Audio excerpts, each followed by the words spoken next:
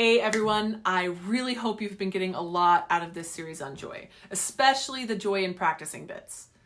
Today, we're going to go over something that every musician does, although very few of them notice it when they're doing it. It's hugely important actually, and doing it too much can destroy your desire to practice.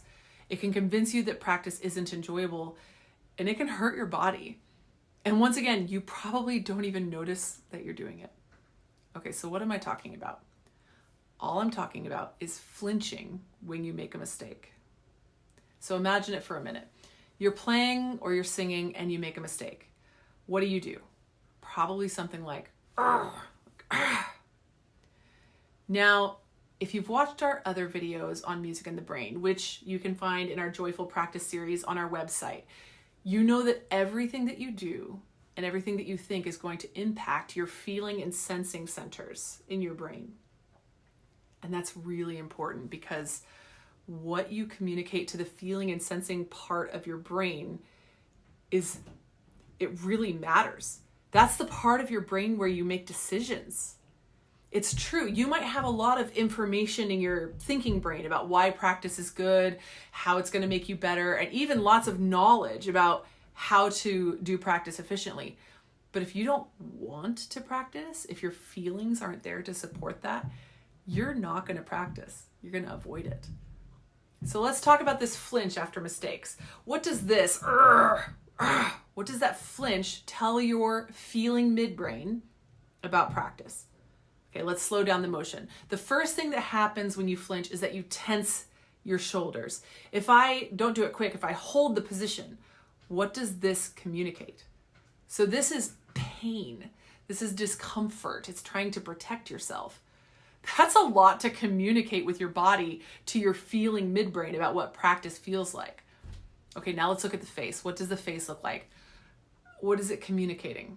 Well, look at that. It's pain again. It's also anger and it's tension.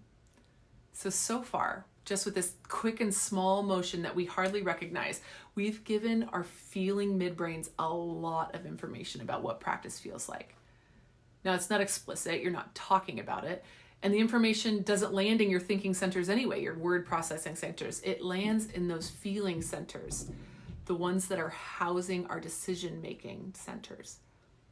Okay, so what does this mean? Well, it means that deep down in your subconscious, every time you or your students flinch, you are convincing yourself deeply that practicing is painful, uncomfortable, unpleasant, and irritating.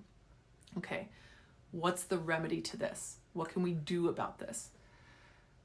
Well, first, it's not complicated. This flinch that we do isn't inevitable. It's something that children are taught to do. Have you ever seen someone laugh when they make mistakes?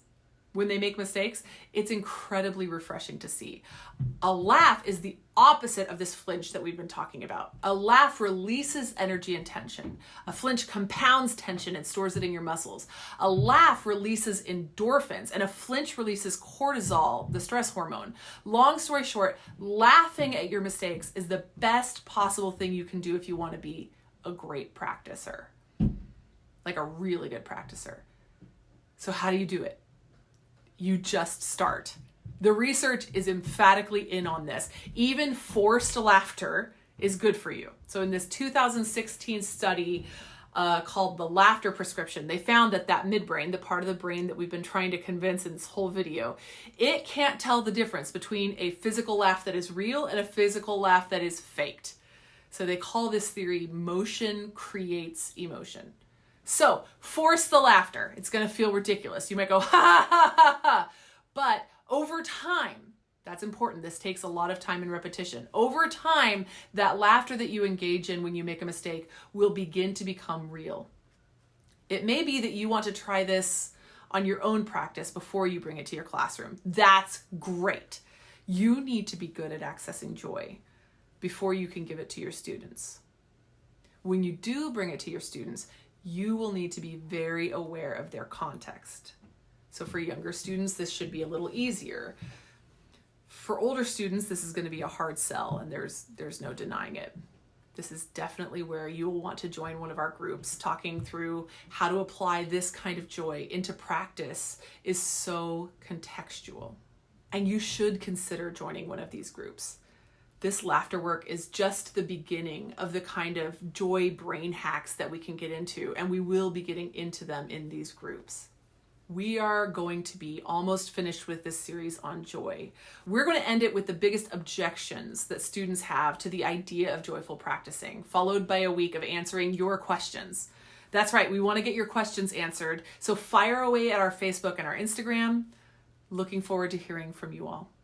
See you next week.